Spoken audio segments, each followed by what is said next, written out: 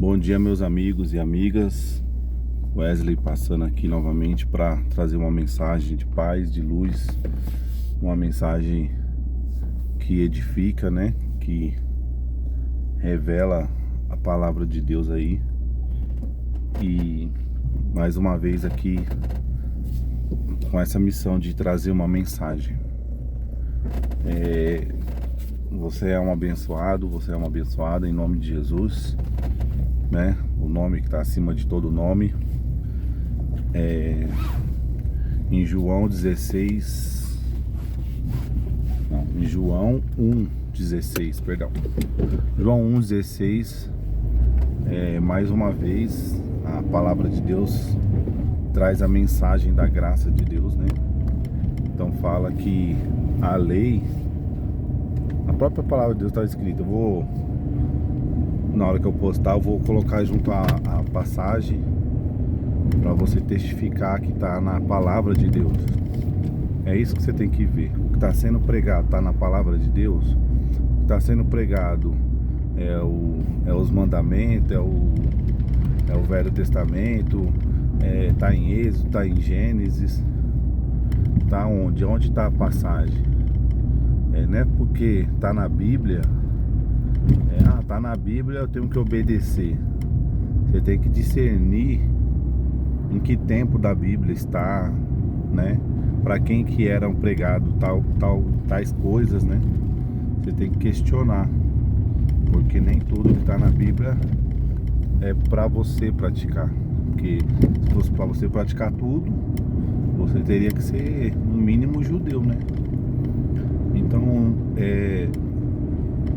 é uma questão de fé. Cada um tem a sua fé. Se você quer praticar a lei de Moisés, só saiba que você tem que praticar todas elas, né? E o único até hoje que a Bíblia nos relata que cumpriu toda a lei de Moisés foi Jesus.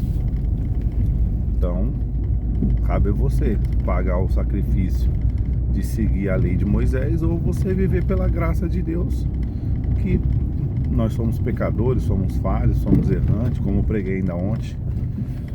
E então em João 1,16 fala sobre, né, que por Moisés veio a lei e por Jesus Cristo veio a graça e a verdade.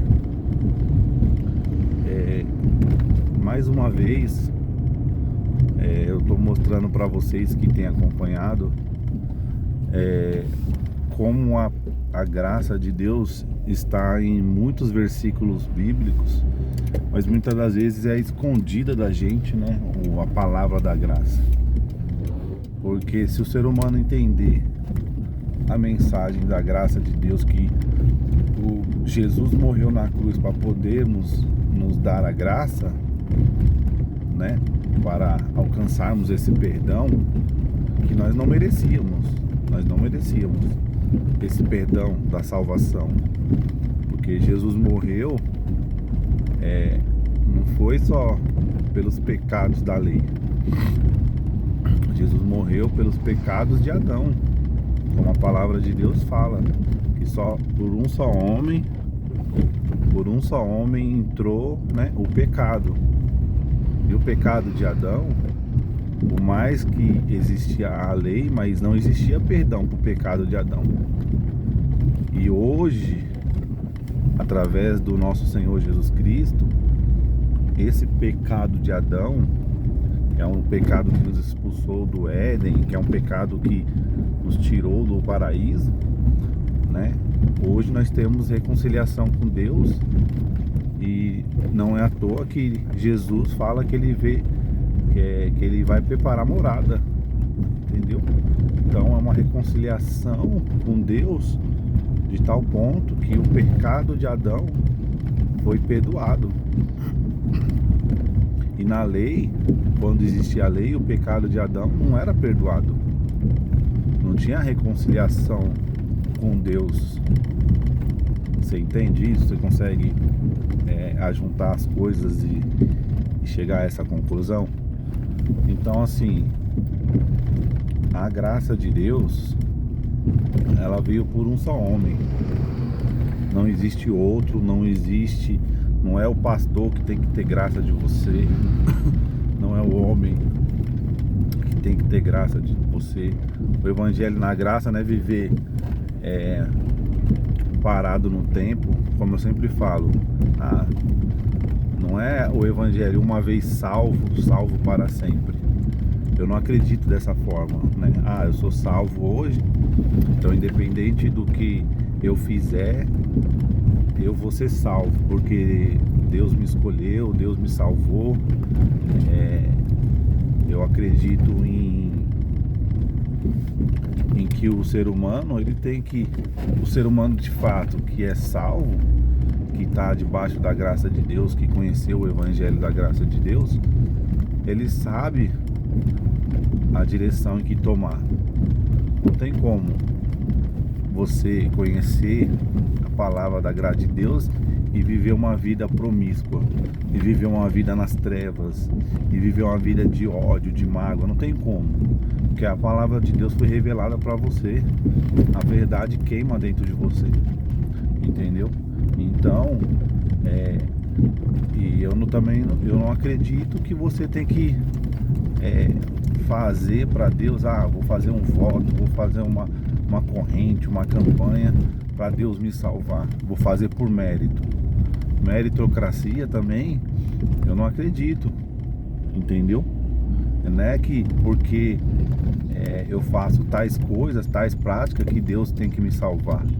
Se eu não fizer, Deus não vai me salvar, entendeu?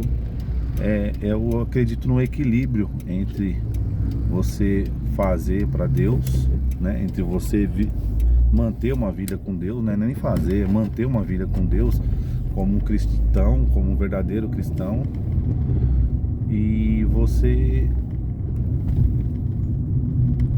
obedecer a palavra de Deus, né? Então é isso. Viver pela graça de Deus é você viver a palavra de Deus, né? A palavra da verdade, a palavra que liberta, a palavra que transforma, que restaura casamento, né? Porque debaixo da lei você vive numa constante cobrança, que você tem que fazer isso, você tem que fazer aquilo. Se acabou um voto hoje, amanhã você tem que fazer outro, e não é isso que Deus quer. Então, dentro de muitas igrejas, as pessoas acabam perdendo o foco, que é Jesus, e passa a viver o foco de querer vencer, de querer prosperar, de querer mostrar o poder de Deus na vida dela através da vida abençoada, através de resultados. E o que eu tô te falando aqui, do que eu tô te pregando aqui, do momento que eu tô vivendo na minha vida, não tô baseado em resultados. O maior resultado tá dentro de mim.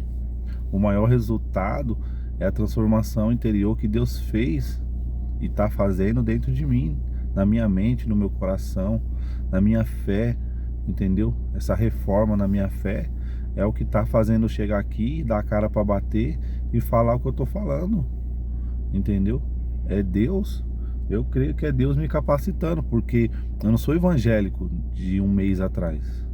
Pelo título evangélico, pelo título de crer em Deus, eu não sou há um mês atrás. Eu sirvo a Deus naquilo que eu tinha aprendido há 16, 17 anos.